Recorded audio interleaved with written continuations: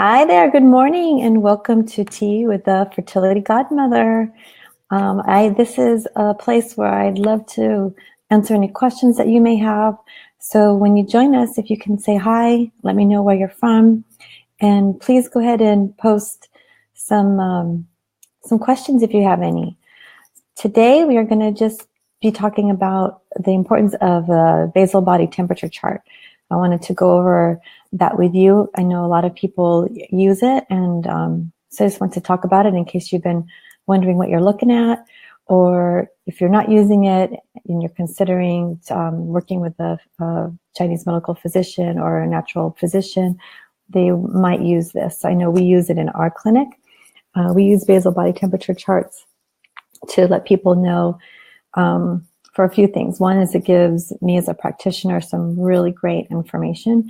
And two, it's really nice to see as your cycle changes, it kind of gives you some concrete information that there are changes. And it's really awesome to see because you definitely want to be seeing changes, something every month to make sure you're moving in the right direction. So basal body temperature charts, all you do is you need a thermometer, and you're going to put that by your bed. So the first thing you do in the morning is you'll take your temperature and, excuse me, and then you'll jot it down, or there's some apps out there that are really great and helpful, but you still are going to need to jot it down because you're going to actually want to, or print it out, the ones that actually show you the whole month, so you can see the beginning of your cycle, your ovulation, and then the end of your cycle.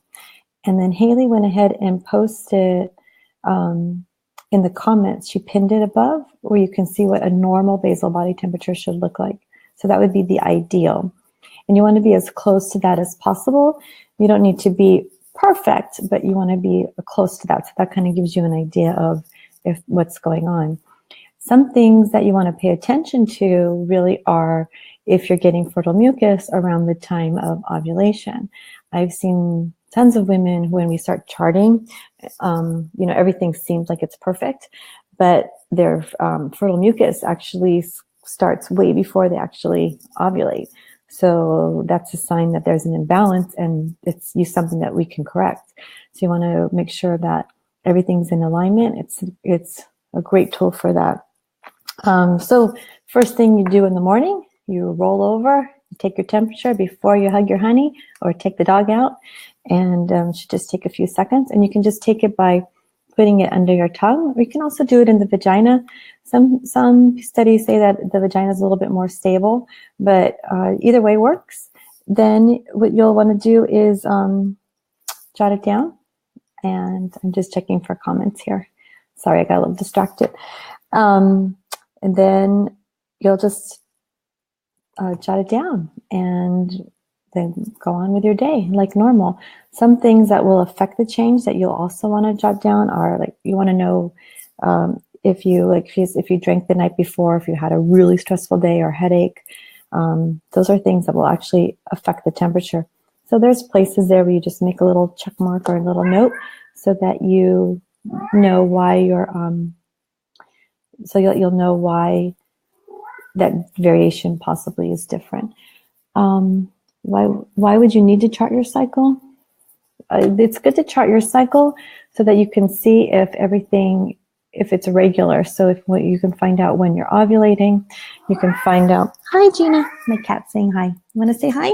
Here's my kitty cat. Say hi. I know. Hi. She likes to join me on these calls. So it's important because it'll give you some really good information, how long your cycle is, when you're ovulating, if you're having fertile mucus, is it lining up with your ovulation? So and then you can also see the changes as you go on. So I'm just seeing, okay, that answered your question.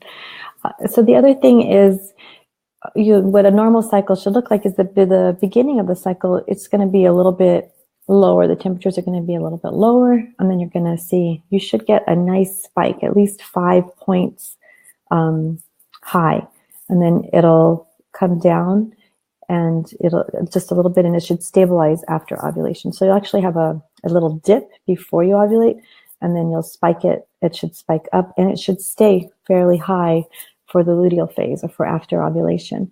And what's important to know is after you see that spike, you've already ovulated. So you're not going to, it's not good to use basal body temperature charts to help with pregnancy because you've already ovulated by the time you know that you see that dip. But it's really good to know as to look back on as information of how your cycle is. Okay, so I'm seeing if I covered everything. Oh, what's something that's really important is that you need to get at least 3 hours of uninterrupted sleep. Or if you need to jot that down, if not. So if you have a lifestyle where it's just you're not getting at least a good 3 hours before you take your temperature, then this may not be a good tool for you to use. And you do want to try to take it around the same time every day. And then if not, like on the weekend you're sleeping in, just make note of that so you can adjust for that. Okay?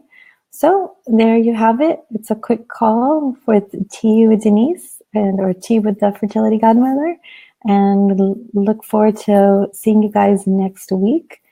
And I'm not sure what we're going to be talking about at that point, but we will let you know on our Facebook page so you can see if it's something that interests you. I hope you had a chance to watch our great talk when I interviewed Dr. Paul Turek. If not, please check it out in our videos. It's some great information about male fertility. Okay? All right, everybody. Have a wonderful day. Make it a great day, and we'll see you next week. Bye.